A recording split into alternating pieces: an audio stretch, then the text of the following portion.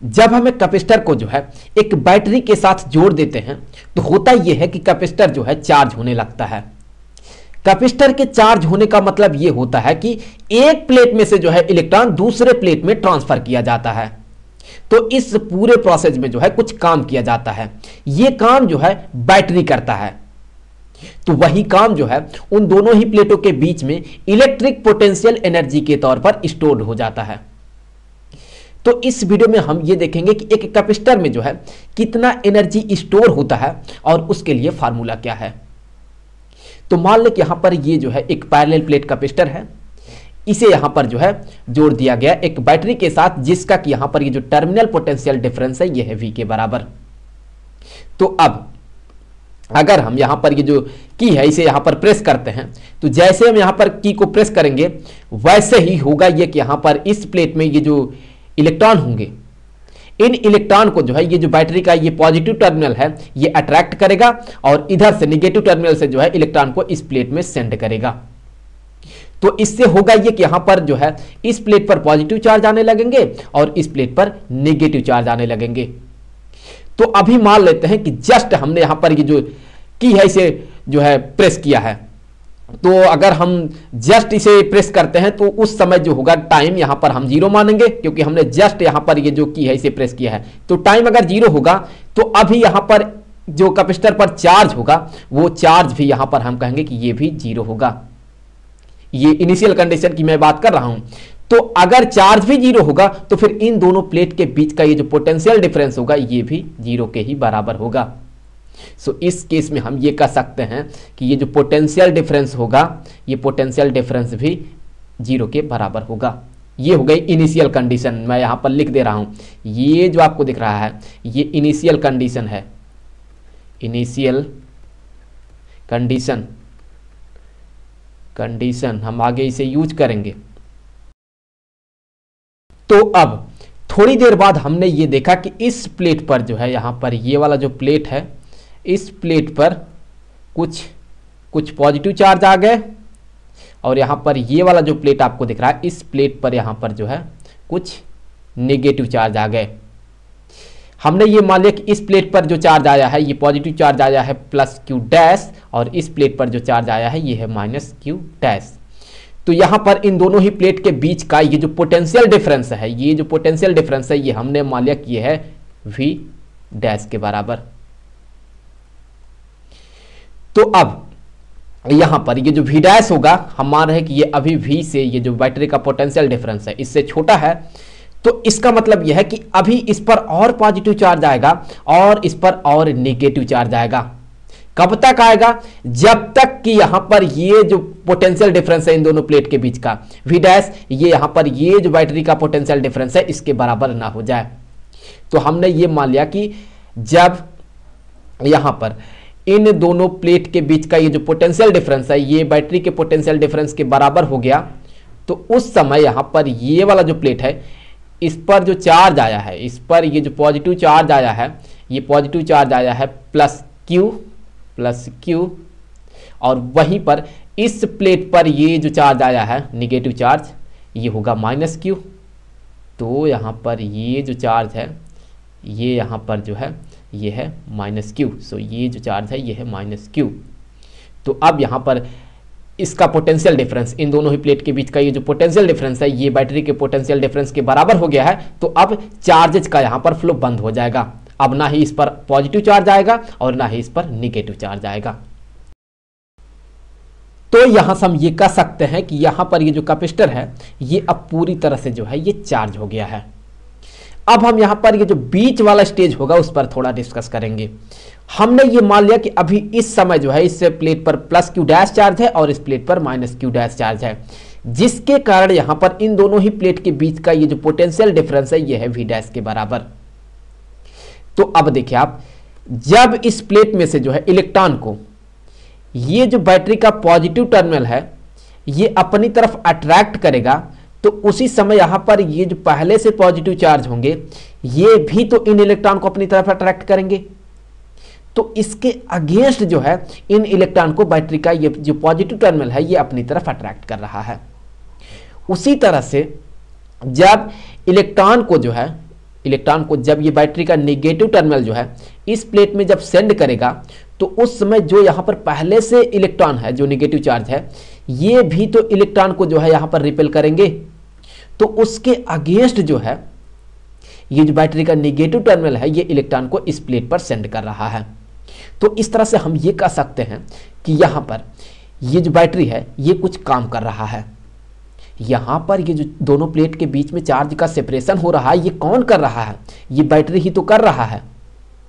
तो यहाँ पर ये जो काम बैटरी कर रहा है वही काम यहाँ पर इन दोनों ही प्लेट के बीच में जो है पोटेंशियल एनर्जी के तौर पर स्टोर हो जाता है। तो अगर हम ये पता कर लेते हैं कि ये बैटरी कितना काम कर रहा है तो हम कह देंगे कि वही काम यहाँ पर पोटेंशियल एनर्जी के बराबर होगा। मतलब वही जो है एनर्जी ये जो कैपेसिटर है ये अपने अंदर स्टोर करके रखा है। तो अभी हमने मान लिया कि यहां पर ये जो कैपेसिटर आपको दिख रहा है इसका ये जो कैपेसिटेंस है ये है C। तो हम ये कह देंगे कि ये जो C होगा ये बराबर होगा यहां पर Q डैश डिवाइडेड बाय इन दोनों ही प्लेट के बीच का ये जो पोटेंशियल डिफरेंस है V डैश के बराबर। तो अब हमें ये देखना है कि टोटल कितना काम करेगा ये बैटरी। तो अगर आप देखें तो जब ये कैपेसिटर जो है पूरी तरह से चार्ज हो जाता है तो फिर उस समय इस प्लेट पर जो चार्ज है वो है प्लस Q और इस प्लेट पर जो चार्ज है वो है माइनस Q। तो यहां पर ये जो चार्ज का सेपरेशन हो रहा है हम ऐसे मान सकते हैं कि जो निगेटिव Q चार्ज है माइनस Q चार्ज ये इस प्लेट से जो है इस प्लेट में जो है इस पाथ से सेंड किया जा रहा है। या फिर हम कह सकते हैं कि जो प्लस Q चार्ज है ये इस प्लेट से जो है इस प्लेट में इस पाथ से जो है ट्रांसफर किया जा रहा है। आपके मन में आ सकता है कि ये जो प्लस Q चार्ज है इसे तो जो है इस प्लेट से इस प्लेट में जो है इस पाथ से हम कह सकते हैं ट्रांसफर किया जा रहा है, या फिर ये जो माइनस Q चार्ज है इसे जो है इस प्लेट से इस प्लेट में जो है इस पाथ से ट्रांसफर किया जा रहा है। पाथ चाहे जैसा भी हो काम सेम ही होगा। हमें पता है कि इलेक्ट्रिक फील्ड जो होता है ये कंजर्वेटिव नेचर का होता है। तो चाहे प्लस Q चार्ज को जो है इस प्लेट से इस प्लेट में लाने के लिए ये पाथ हो या फिर यहां पर कुछ ऐसा पाथ हो काम सेम होगा। तो हम ये मान सकते हैं कि प्लस Q चार्ज को जो है इस प्लेट से इस प्लेट में लाने के लिए ये रहा पाथ। अगर ये पाथ होता है तो फिर जो वर्क डन होगा हम ये कह सकते हैं कि यहां पर ये जो वर्क डन होगा ये बराबर होगा जितना हमने चार्ज को जो है इस प्लेट से इस प्लेट में ट्रांसफर किया Q इनटू इन दोनों प्लेट के बीच का ये जो पोटेंशियल डिफरेंस होगा वो ये होगा वर्क डन। कब? जब ये इलेक्ट्रिक पोटेंशियल डिफरेंस दोनों प्लेट के बीच में ये कांस्टेंट हो तब। लेकिन क्या यहां पर ये जो पोटेंशियल डिफरेंस दिख रहा है इस फार्मूले में ये कांस्टेंट है? नहीं है। क्यों? क्योंकि जैसे जैसे यहां पर इन दोनों ही प्लेट पर ये चार्ज बढ़ता जाएगा वैसे वैसे यहां पर ये जो इनके बीच का पोटेंशियल डिफरेंस है ये भी बढ़ता जाएगा। तो ये पोटेंशियल डिफरेंस कांस्टेंट नहीं है। तो जब कांस्टेंट नहीं है तो हम यहां पर सिंपली ये वाला जो फार्मूला है ये भी अप्लाई नहीं कर सकते हैं। तो इसके लिए हम यहां पर एक छोटा सा जो है बहुत छोटा सा टाइम कंसीडर करेंगे dt।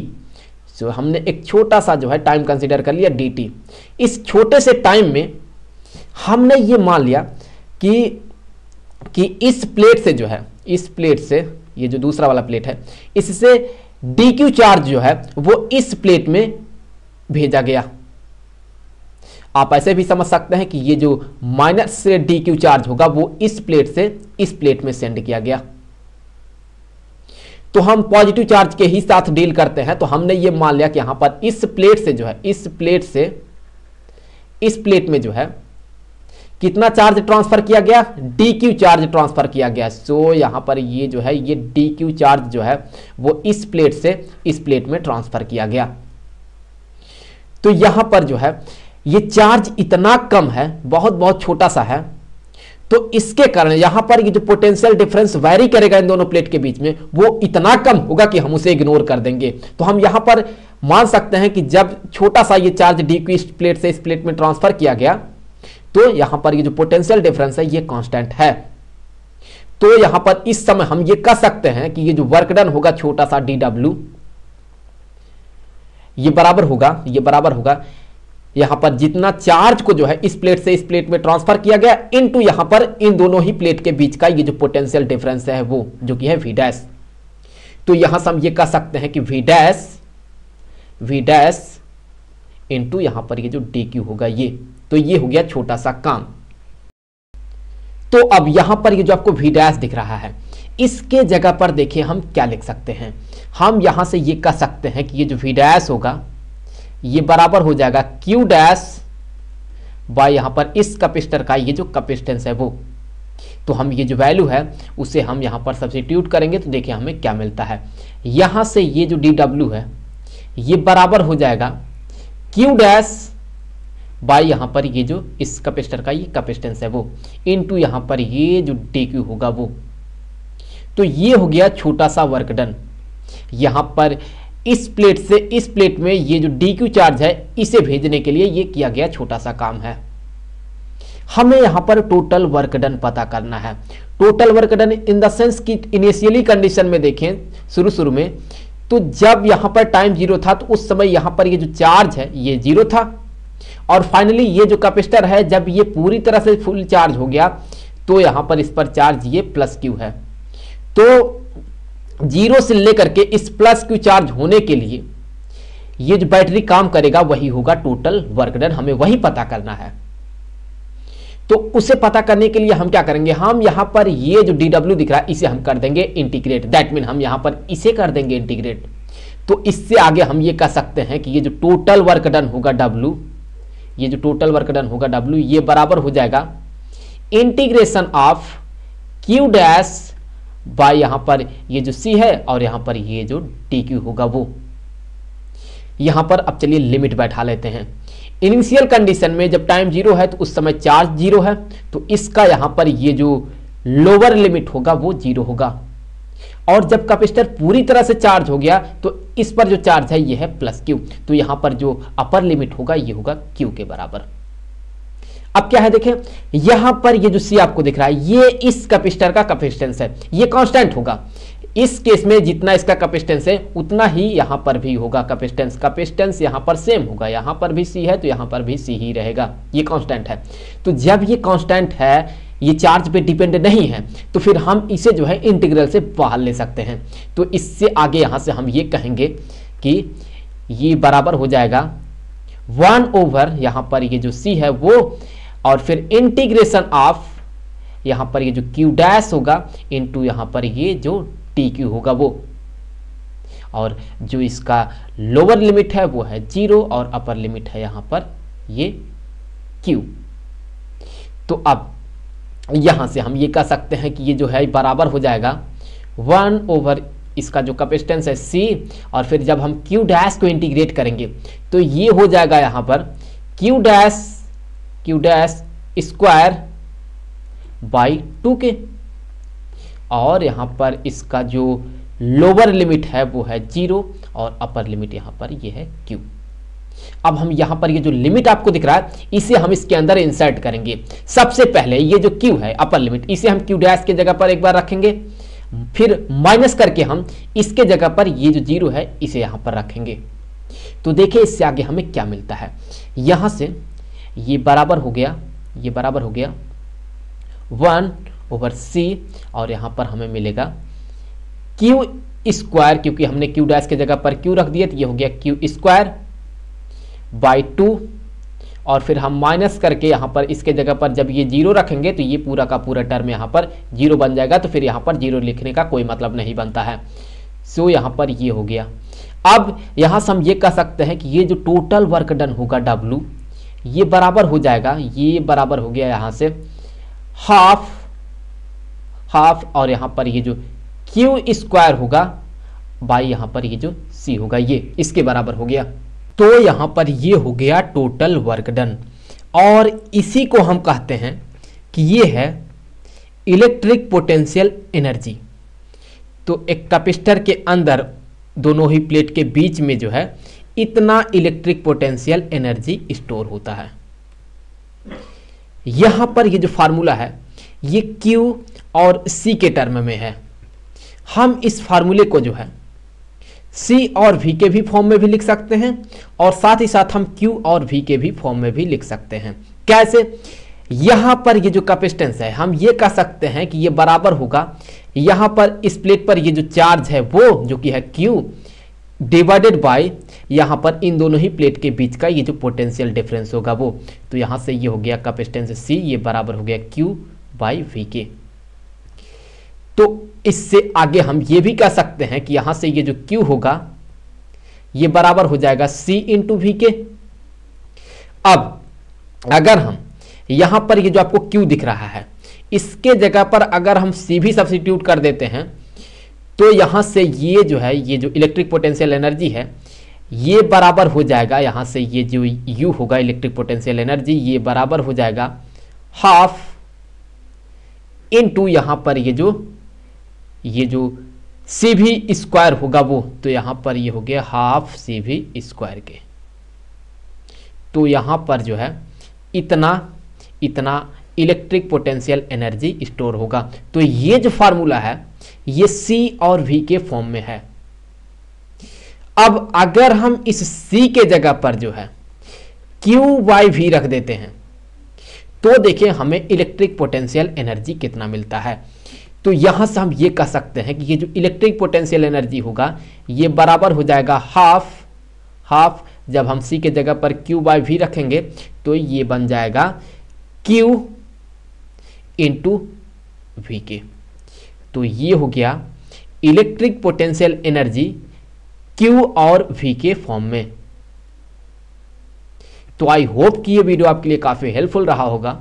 हम आगे की वीडियो में और भी कैपेसिटर के नए नए टॉपिक पे बात करेंगे। तो मिलते हैं आपसे अगले वीडियो में।